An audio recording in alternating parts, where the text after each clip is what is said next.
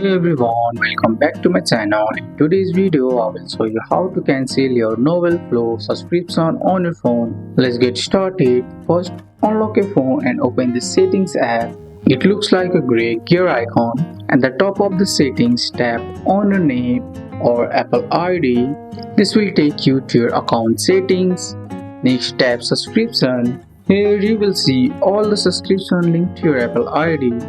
Scroll through the list and find the NovelFlow. Tap on it to open the subscription details. Now tap cancel subscription. You might see a confirmation pop up. Tap confirm and that's it. Your subscription is now cancelled and you won't be charged next month. You can repeat these steps anytime for other subscription too. That's all for today's video guys. I hope you guys like this video. If you found this video helpful, drop a like, subscribe for more videos. Thanks for watching.